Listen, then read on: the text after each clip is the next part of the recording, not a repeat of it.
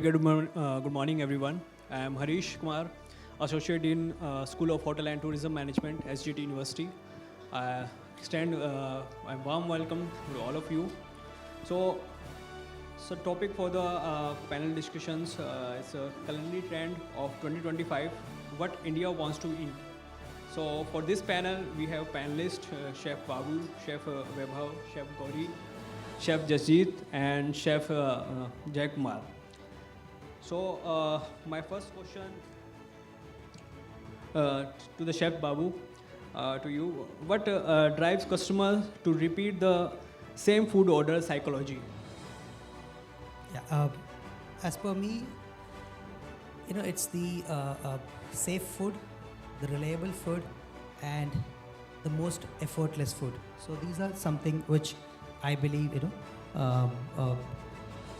leads to the customer to order those things repeatedly, and with over time, they'll become automatic in terms of remembering those orders, and through that past positive experiences where if you have ordered something from some brand, and you'll be relate that dish to you, that dish with the brand. Okay, let's order this particular dish from this brand. So that's how it creates those memories. Yeah. For example, we take example of from fine dining restaurants. So how light music ambience influence the customer decision to repeat certain orders or certain visits to the particular restaurants? That's for me? Yeah. Okay. Just continue. So see, it creates, it's all about creating that ambience, and people choose fine dining to create memories, to celebrate their special days. Not every day they choose the fine dining. So to create that memory, you need to come up with the perfect ambience, perfect food, and everything has to be spot on. So that's something which I believe. Okay. My next question to Chef Vaibhav, to you. So how important are the presentation, aroma, and plating in attracting modern dishes? First of all, a very good morning to all the esteemed people who are attending and joining this. I'm Chef Bhargava, and in the industry for more than 2 decades now. See, the culinary trends keeps changing, and when we come to culinary trends, I'm coming to presentation and all. Earlier, if you talk about 10 years, 15 years back, nobody talks about presentations, or it was always French people who always we talk about. But with the digital era, we have seen in the last 5 to 7 years where we want to eat first from our camera, and then we wanted to eat from our the food. So I think it's a mix of my personal reaction, because the food taste when you eat it, when it comes directly from the kitchen, sometimes we give it a lot of time to take pictures and all. So there's a lot of debate keeps going on. But yes, your main question is like, what is so important in presentation, flavors, aroma, is that when you are going for an experience in any of the restaurants, it's very important that first you look from your eyes, and then the aroma will entice you to eat that dish, and then you eat with your sensory. When you eat that, you should have that sensory brain, that what all you are enjoying, and it creates that experience, that why you are here in this restaurant. So I think everything comes together, plays a very, very important role to create that experience on that particular day. Thank you, Chef.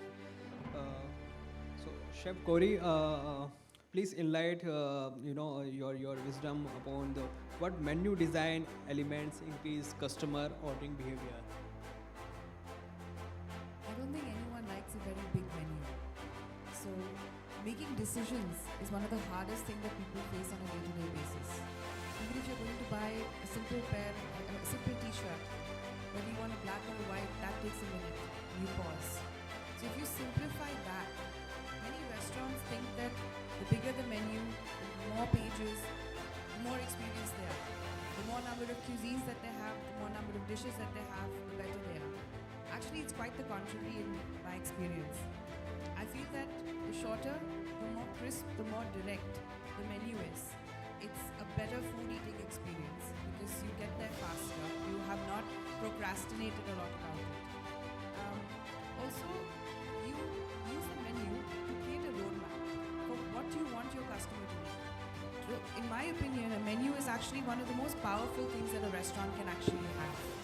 From the minute you open the first page, you give them a sense of who you are. And not only that, the way that you present your menu can direct them to order exactly what you want them to order and exactly what they should be ordering. So something as similar, small as pricing. They will put a very, very expensive dish that they know no one's going to order. And many restaurants do this. So that anything else that they want should be their hero dish is going to come at a relatively better cost and automatically makes the customer order. This is just one small example of how a menu and a beautifully crafted, sensibly designed menu is a game changer. So I think it's like the backbone of any restaurant. Okay, thank you, chef. In the era of social media, digital marketing, and all Instagrams, we can see the lots of posts we do. So, Chef Jasjit, how chef create the meal that flavorful and visualize appealing for the social media? Thank you, and thank you for having me. And I'd like to thank everybody for this opportunity. The question regarding the social media and what we talked today about Instagrammable food. The most important thing today, probably most of the chefs are trying to lay too much of emphasis on the presentation. One needs to understand that when one goes to a place such as fine dining, as the chef said, it's all about an experience. And taste is actually right now, unfortunately, leaving the consumer a bit confused. So the presentation is wow, there's no doubt about it. The plates, the choice of plates, the color, the presentation, different styles of designs on the plate is all great. But memory in terms of taste is unfortunately, I think, taking a back seat today. So being the old school, we'll still say, make the food tasty, present it neat, and always, what is most important is that sometimes less is more. The amount of stuff that people put on the plate today, it needs to complement, it needs to make sense. So the flavors need to make sense. And by changing the texture of something, the other person actually should be able to have that hint on the palate. So I just feel sometimes one has to be careful in today's Instagrammable world that one tries to match the textures, the colors, the presentation, far too much emphasis on that rather than the lasting taste on the palate. Okay, thank you panelists for today's sessions, for your word of wisdom for our audience, especially about the trends, about the culinary in 2025. Thank you. Thank you.